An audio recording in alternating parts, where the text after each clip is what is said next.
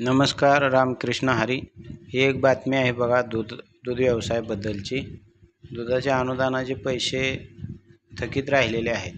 जुलै ते सप्टेंबर 3 महिन्याच्या अनुदानाचे 11 कोटी रुपये आहेत आणि ऑक्टोबर ते नोव्हेंबर या 2 महिन्याचे 141 कोटी आहेत. असे एकूण 152 कोटी रुपयेचं अनुदान सरकारनं थकवलेलं आहे, शेतकऱ्यांना दिलेलं नाही.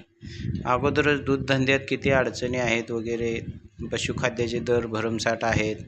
दुधाचे दर कमी झाले ते नंतर वाढलेलेच नाहीत. आता उन्हाळ्यात आम्हाला 45 रुपयाच्या आसपास दर मिळायला पाहिजे होता, पण 33 रुपये दर आहे आता. त्याच्या अगोदर 27-28 रुपये होता, आता 3 रुपये वाढला आहे.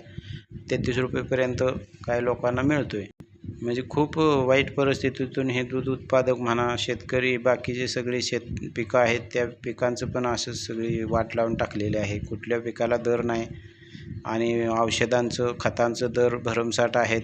शेती करायला परवडत नाही आणि शेतकऱ्यांची विदारक परिस्थिती आहेच आणि त्यापेक्षा खूप म्हणजे जास्त दाखवलं जातं बातम्यामध्ये म्हणा. त्यामुळं शेतकऱ्यांच्या पोरांचे लग्न पण जमना झाले. आता हे दूधधंदा एक जरा बरा होता, त्यात पण हे सरकारनं असं सगळं अनुदान अमुक तमुक भानगडी सगळ्या चालू केल्या. हे दूधधंदासुद्धा परवडायचा बंद झाला लोकांना. तर बघा तुमचं काय म्हणणं आहे याबद्दल, काय केलं पाहिजे, काय उपाययोजना केल्या पाहिजेत, कमेंट करा. नमस्कार, धन्यवाद. रामकृष्ण हरी.